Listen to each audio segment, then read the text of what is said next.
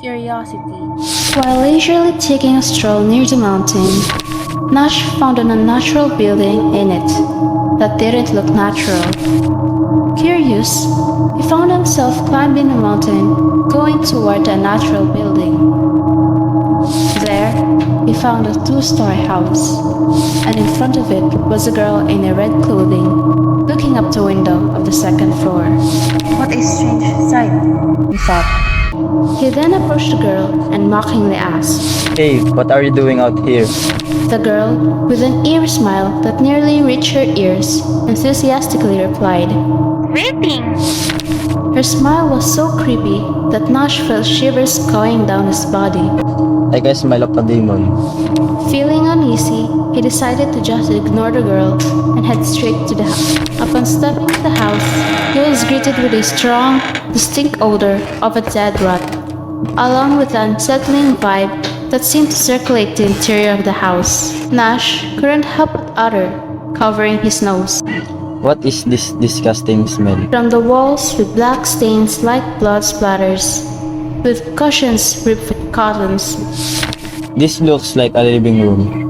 and his eyes couldn't help but notice the trail of the black stain going toward the other side of this supposed living room. But as he was about to take a step, the girl, rushing from behind, ran towards the broken cushion and started jumping on it while laughing. Brother, come here. It's fun jumping. Of course, I need the cushions. Nash couldn't help but notice the strength on the word jumping. The girl put, and perplexed. A sound unconsciously came from him. Ha? Why are you in such a hurry? Take it slow. No one's chasing you. The girl said. Nash decided to just ignore the girl and continue following the trail, going to the other room. While doing so, he can hear the laughter of the girl that felt like a mockery for his decision. What came next was something he wouldn't expect to happen, when the unsettling vibe that was around the house suddenly felt stronger than before. When he was in the living room, surprised, he decided to look back at the girl who was still jumping on top of the cushion. Seeing that she was not looking at his direction, Nash felt odd, yet he continued to go to the next room. The next room was the dining room, and it was tidier than what he expected. On its right was a door that was emitting a dark light, and over the dining table was an entrance leading to another space. The dining table, accompanied by the chairs, was put nicely in the middle of the room. Seeing that there was nothing worth looking, he went to the entrance over the dining table. Upon stepping foot at the entrance, the pungent smell that greeted him earlier got stronger. It looked like there is more in this house. Something odd. Maybe, maybe not. Unexpectedly, the girl already followed behind him, being able to reply to his question. It looked like there is more in this house. Something odd. I don't know. I mean, I don't live here. Then why are you here in the first place? Chuckling, the girl replied. Didn't you trust earlier? You mean waiting? What are you waiting for? Someone to go around the house with me. I mean, you don't expect a girl to enter an abandoned house alone, right? Then what do you do before you went here? Well, you see, I enjoy climbing mountains, and one day I decided to climb this mountain. Then, by chance, I found this house. While they were chatting, they walked toward the sink, and this sink was covered with dry, black stains, and inside it was 8 dead rats. Seeing this, Nash couldn't help but gag, while his face was crumpling. Ah, how repulsing. Unable to stand it any longer, he quickly left the sink and the room. It wasn't it before. He went back to the dining room and entered the door. Beyond the door was a short and narrow hallway, wooden floors with holes, proving the oldness of this place. Nash walked carefully while avoiding the holes to prevent himself from falling. But while walking, he could feel the ominous aura getting stronger and stronger. And after walking for quite some time, he finally reached the end of the hallway. And at the end of the hallway was a staircase and a door.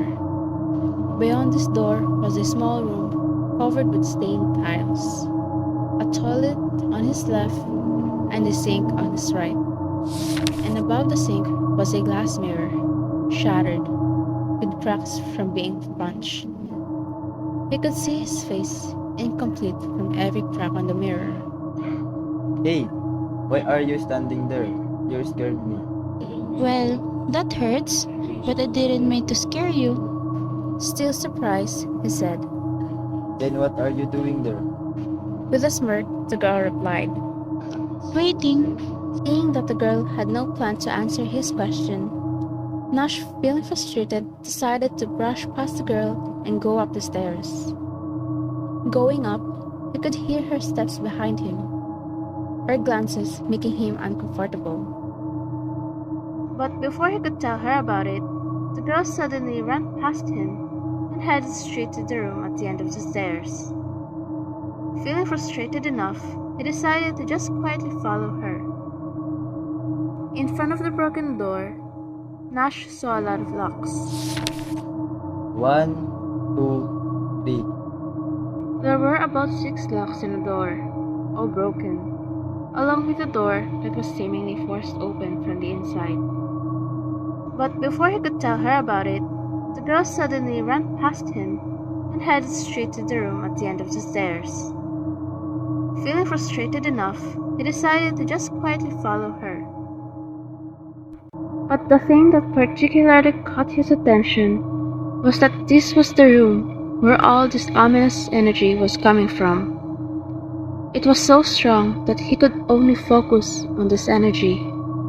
If he didn't take notice of the familiar creaking sound. On the bed was the girl jumping up and down while laughing with her big and creepy smile plastered on her face. She was laughing. No, she was smiling while looking at Nash. It was so creepy. Nash felt shivers going down his spine. Brother, go take a look outside the window. Why? Just do it. The girl expressed, while pointing her hand at the window near the broken cabinet. Nash, thinking that there was no harm in doing that, followed the girl's words, unbeknownst to him that this would lead him to something irreversible.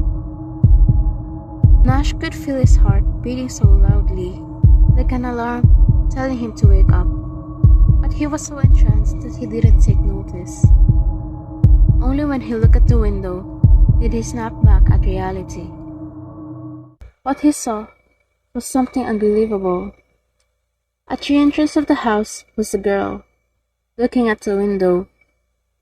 No, she was looking at him. The girl who he saw with the house, the girl he talked to, the girl he was with, going around the house. But that's impossible. She was with me. He was about to turn around when the door behind him suddenly closed. He noticed that the creaking sound, along with the girl's laughter, have both disappeared. But he couldn't bring himself to look back, afraid to see what was behind him.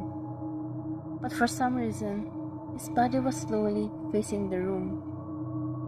Nash tried to stop his body from moving, with sweat dripping down his face.